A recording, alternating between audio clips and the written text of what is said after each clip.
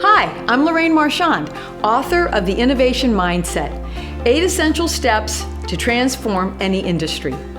For each of those steps, or laws of innovation as we call them in the book, we profiled innovators in a wide range of industries.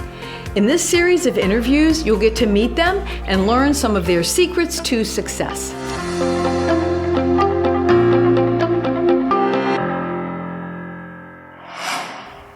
Our innovator in focus today is Leslie Aisner Novak, founder of Howda Designs.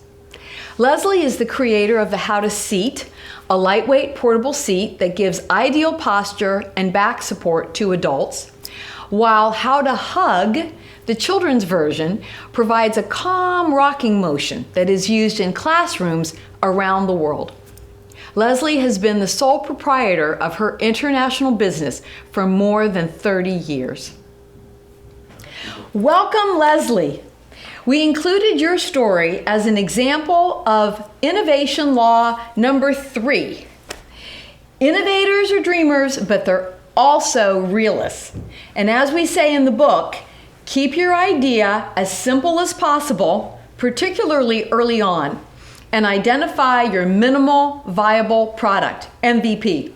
Essentially, the most important and practical, efficient solution to what it is you're trying to achieve. Leslie, tell us how you used both your artistic vision and your practical business sense to create the Howda Hug. Actually, the artistic vision is very much what I use to solve problems, interestingly, because my constant innovative spirit, coming up with lots of ideas, like so often people do, and they go, oh, I had that idea before. I wish I'd put it on the market. That kind of vision or artistic talent is very often absolutely wonderful in that pure moment. But then you have to solve that. You have to find out, if you're going to go to market, how does that artistic vision translate? And so you start right out using your artistic vision to solve problems. Well, I love your focus on the problem solving. And as you know, the title of my book is The Innovation Mindset. And as I explain in the book, I developed that mindset as a child, thanks to my father, himself an innovator and inventor who held several patents. And he trained me in the practice of problem solving. And I know that your father was also instrumental in helping you get on the path of becoming artistic and an artistic innovator. Can you tell us about him and how he contributed to your vision, to your innovation mindset?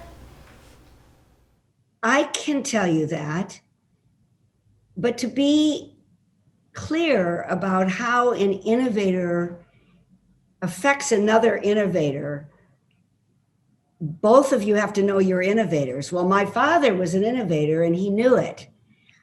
I was not an innovator, or if I was, I didn't know it. I'd say I didn't know it. So when I was a child and he invented the plastic scissors to keep my sister from being cut with the metal scissors and made a fortune, we built our first house off of it. I thought it was great, but I didn't know what he'd done. Here's the key though for me.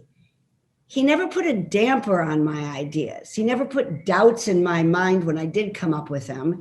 And then later on in my life, when I actually made the decision that this idea I'm going to go forward with, how was I going to do something that he was going to be proud of? Well, because I was innovating, because I had ideas, that really didn't make him believe in my innovation. But when I told him that I was going to take it to market, he was, I think, stunned because he had never expected that to happen with me. We don't always present when we're children who we're going to be as adults. And so the greatest sign that I had to start this company was really the fact that he had built the plastic scissor And that was his invention. And when I met a company that was very interested in my product, and they wanted to show me that they had started their whole business on only one product, and they showed me the product they started it on, and it was plastic scissors. And this was 60, 70 years later, whatever.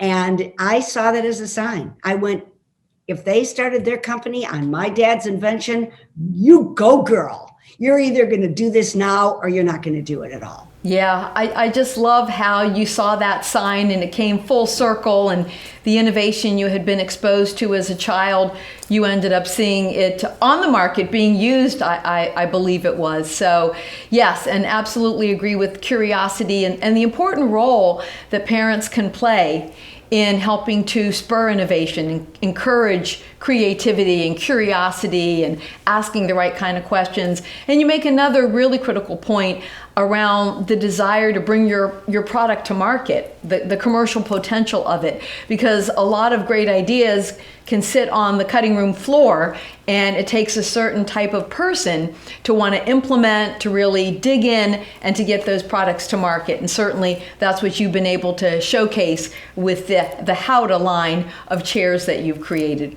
So Leslie, thank you so much for joining us today and sharing your insights as an innovator. And we wish you and Howda Designs much continued success. Thank you very much.